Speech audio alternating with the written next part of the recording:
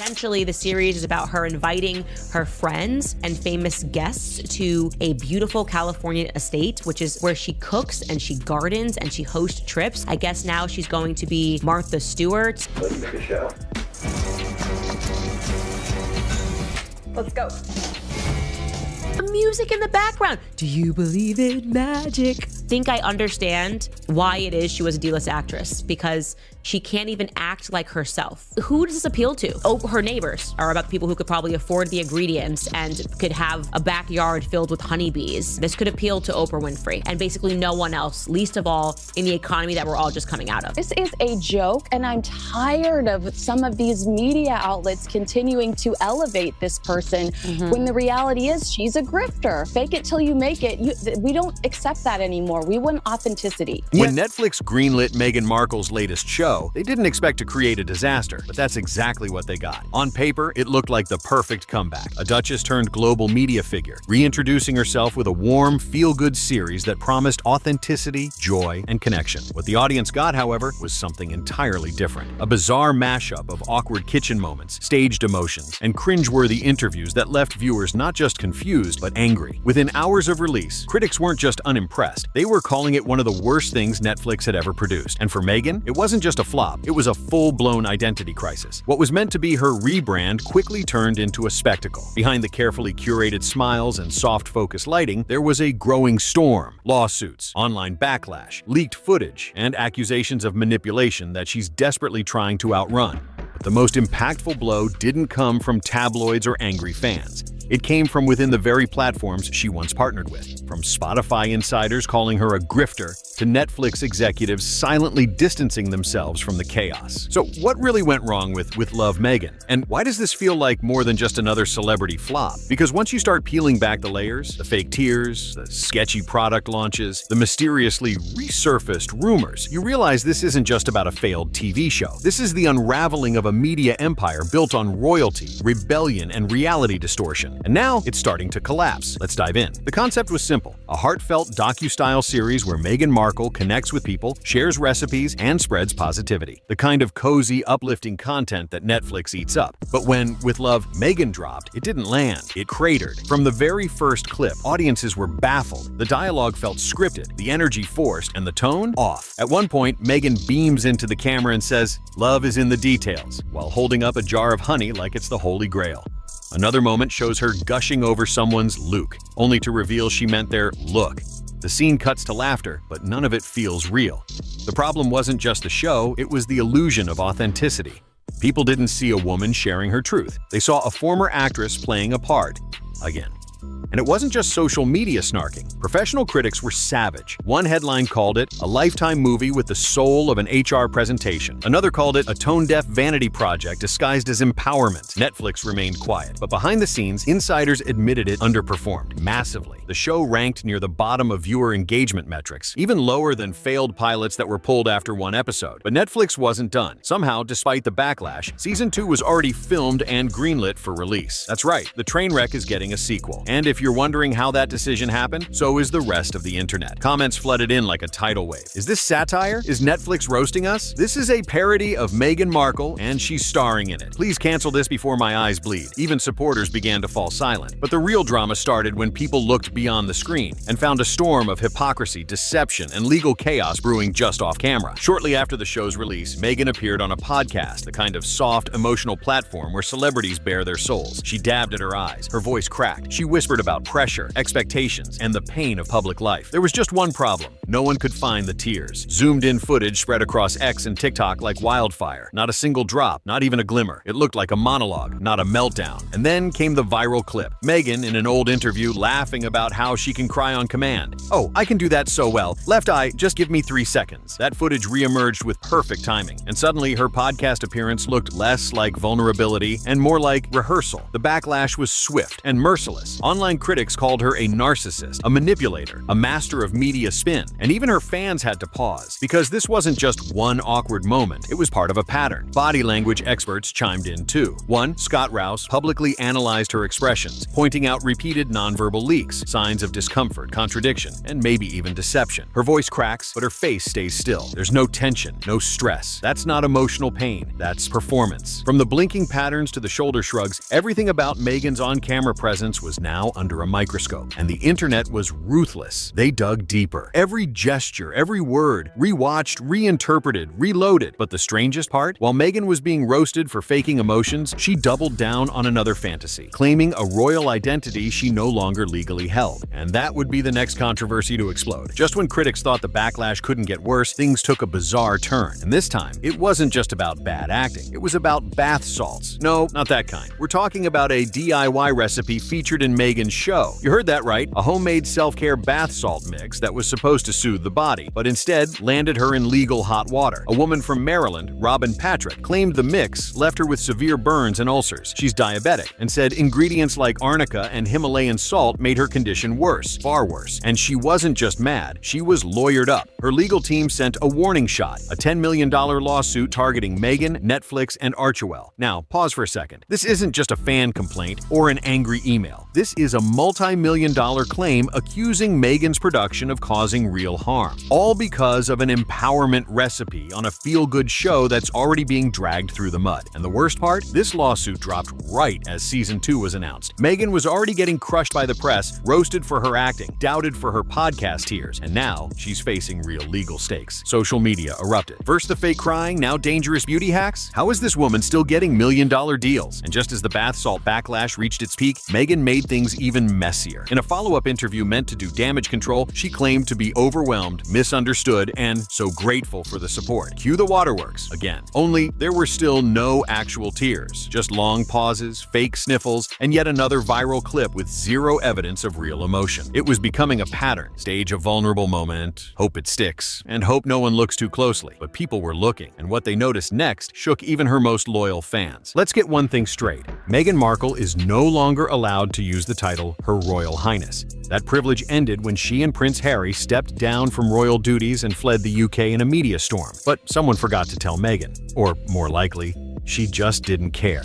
During the same relaunch era of her brand and show, Meghan sent out a handwritten card attached to a luxury gift basket. Seemed harmless until a fan zoomed in on the signature, with compliments of Her Royal Highness, the Duchess of Sussex. Uh-oh, that's not just awkward, that's a violation of royal protocol. The moment it hit Twitter, the internet lit up like a firecracker. Wait, she's still using that title? Did she just forget she gave it up? You can't quit the monarchy and keep the merch. And it didn't stop there. Reporters dug into polls across the UK, and the results were savage. A staggering 2/3 of British citizens now support stripping Meghan and Harry of all royal titles, not just the HRH designation. And it's not just the public calling for consequences. Prince William reportedly wants to cut ties completely. He's been quiet in public, but insiders say he views Meghan and Harry's actions as a betrayal of the crown, a brand built on loyalty, service, and duty, turned into clickbait and merch lines. Even King Charles, in the middle of a health battle, has been pressured to officially sever the royal connection. But he's hesitated, perhaps hoping the drama would burn itself out. It hasn't. And Meghan isn't exactly making it easy to forgive and forget. Using a royal title after publicly ditching royal duty? That's not a branding misstep. That's a calculated move, one that plays perfectly into the growing belief that this was never about service or family. It was about status. Because no matter how many deals she signs, brands she launches, or shows she films, the Duchess title is the one label she just can't seem to let go of. And soon, another layer of her image would fall apart. One that's lingered for years, whispered in gossip blogs and mashups, and buried in old photos. Because just when the world thought it had heard every rumor about Meghan Markle, a very specific accusation came roaring back. Just when the headlines started cooling down, something from Meghan's past roared back to life. And this time, it wasn't about acting gigs or awkward interviews. It was about yachts, Epstein, and a rumor that refuses to go away. Let's rewind. Before Meghan Markle became the Duchess of Sussex, before the Netflix deals and the podcast flops, she was a working actress, hustling in Hollywood, making connections, and doing what many aspiring stars do, networking in elite circles. But buried in celebrity blogs and old forums was a recurring whisper that Meghan may have once worked in a yacht. Now, if you don't know what that means, it's a term used for women who attend high-end exclusive yacht parties hosted by billionaires, royalty, and the ultra-powerful. It's not illegal, but it's not exactly glamorous either. More like a shadowy space where fame, wealth, and opportunity collide behind closed doors. And here's where it gets dark. Some rumors claim Meghan was spotted at parties connected to Prince Andrew and Jeffrey Epstein. Others allege she was invited to Yacht Week in Croatia in 2016, a hotspot for models, high-profilers, and people with connections. Let's be clear, there's no hard proof, no photos, no confirmed witness, but the timing and locations line up enough to keep the speculation alive. And in the world of digital sleuths, that's enough fuel to spark a wildfire. But it wasn't just the theory resurfacing. There were also claims that Meghan had her sights set on the royal family long before meeting Prince Harry. In interviews, Meghan insisted she didn't know much about him, had never Googled him, and wasn't familiar with the monarchy. But old blog posts said otherwise. She'd written about Kate Middleton years before, and a friend of her ex-husband later revealed something shocking. She had a vision board with Prince Harry on it. That's not just admiration, that's a plan. And suddenly the narrative shifted. Was Meghan really a clueless outsider caught up in a royal fairy tale? Or was she playing a long game, targeting fame, crafting her image, and chasing a crown from the very start? Online theories exploded. This wasn't a love story, it was a strategy. She didn't marry into the royal family, she infiltrated it. Whether you believe the rumors or not, one thing is undeniable. The idea of Meghan as a calculated climber is now a permanent part of the conversation. And with every new scandal, every coincidence, every tear-free breakdown, the suspicion only grows. And just as her public image started buckling under the weight of these resurfaced claims, the royal family's patience finally began to wear thin. For years, the royal family took the high road. When Meghan and Harry left the UK, aired their grievances, and cashed in on their trauma, Buckingham Palace stayed mostly quiet. No public fight, no dramatic clapback, just silence. But behind the scenes, the temperature was rising. Prince William, once close to Harry, now views the couple as a direct danger to the monarchy's reputation. And insiders say he's done playing diplomat. According to reports, William wants every royal title removed. Not just Her Royal Highness, not just Duke and Duchess, but a complete severing of ties. A clean cut. Because for the crown, this isn't just family drama anymore, it's brand destruction. Every time Meghan uses a royal title in a podcast or a gift basket or a product launch, she's profiting off an institution she publicly rejected. King Charles, battling health, has tried to maintain peace, but even he's now under pressure from both royal advisors and the public. A recent poll showed a staggering 97% of respondents believe Harry and Meghan should be formally stripped of all remaining royal affiliations. And the press isn't holding back anymore. Columnists are calling them grifters, traitors, and freeloaders. Even late-night hosts, once hesitant to touch royal drama, are making Meghan the punchline. But maybe the most telling sign came from their own inner circle. Staffers keep quitting. People who once worked closely with Meghan are quietly disappearing, refusing to speak publicly, but dropping hints of chaos behind the scenes. And then there's Harry, still demanding taxpayer-funded security, still suing the UK government, still blaming everyone but himself. "I don't know how much longer my father has," he said in a recent interview. "He won't even speak to me because of this security issue." Critics didn't hold back. Your father is sick, and your priority is security? You walked away, but still want the perks? The truth is, Meghan and Harry want the influence of royalty without the duty, the global spotlight without the royal silence. But you can't have both. And the monarchy, it might be slow to act, but when it does, the cut is usually final. Because this isn't just about titles anymore. It's about preserving the crown's legacy before it gets dragged any deeper into a tabloid circus. While the media frenzy circled her Netflix show and the royal family tightened the leash, Meghan was already working on her next move, a lifestyle brand rebrand. It started with a soft launch, a mysterious teaser for her new venture, American Riviera Orchard, vague visuals, elegant fonts, a curated Instagram feed that looked more like a mood board than a brand, and right at the center, Meghan, again selling authenticity wrapped in expensive packaging. But within days, the cracks started to show. First, the name. American Riviera Orchard was already in use by several small businesses, and they weren't happy. Legal warnings followed. The rollout paused. Meghan quietly rebranded the name to As Ever, hoping no one would notice. Spoiler, they noticed. Next came the website. For a few hours, it said coming soon. Then, magically, the page changed. Sold out. Except nothing had ever launched. There was no product, no release. Just a small batch of sample jars reportedly sent to a few friends and influencers. No inventory, no sales, just hype. To many, it looked like a false scarcity marketing trick. Create the illusion of demand before the product even exists. But this wasn't some indie hustle. This was Meghan Markle, former royal, multi-million-dollar Netflix partner, playing Shopify games. And the backlash? Instant. Sold out of what? Air? This is just another PR stunt dressed up as a brand. She's trying to be Goop, but it's giving Etsy with a title complex. And then came the logo scandal. Online sleuths pointed out that the new logo bore a striking resemblance to a Spanish Spanish town's official coat of arms. Another potential copyright mess. Another distraction from what was supposed to be a clean, rebranded Meghan. It all screamed desperation, a last-ditch attempt to stay relevant, to pivot into a new identity after the Netflix and Spotify partnerships fizzled out. And just like her show, the lifestyle brand, whether it's American Riviera, As the Ever, or whatever comes next, started to feel more like a vanity project than a real business. Because here's the truth, when everything you launch feels fake, people stop buying. Not just the products, but the story. So what's really going on with Meghan Markle? Is she an outsider who was misunderstood by a centuries-old institution? A woman crushed by fame, trapped by expectations, just trying to live her truth? Or is she something else entirely? A master manipulator, carefully crafting a rise to fame using royalty, rebellion, and public sympathy as her stepping stones. Because when you step back, the pattern becomes hard to ignore. A Netflix show built around vulnerability that critics say felt completely fake. A podcast full of emotional moments with zero real tears. A lifestyle brand that launches without products, sells out with nothing, and dodges legal trouble at every corner. And a royal title she no longer owns, but continues to use anyway. That's not just messy, that's deliberate. Everything, from the bath salts to the sob stories, feels like a performance. And if it is a performance, she's not doing it for applause. She's doing it for control of the narrative, of the image, of the empire she built from a royal last name she claims to no longer need, but can't stop cashing in on. And here's the twist, it might be working. Every controversy keeps her in the spotlight. Every backlash generates views. Every fake tear creates a new headline. Because love her or hate her, Meghan Markle knows one thing better than most. Attention is power. But with lawsuits, royal fury, brand failures, and rising public resentment, that power may finally be running out. So now, wow, the real question is Meghan Markle the misunderstood victim of a ruthless monarchy? Or the architect of her own downfall? A strategist in pearls, building a palace out of fiction and fame? Let us know what you think in the comments. Was it ever real? Or was the crown just a stepping stone?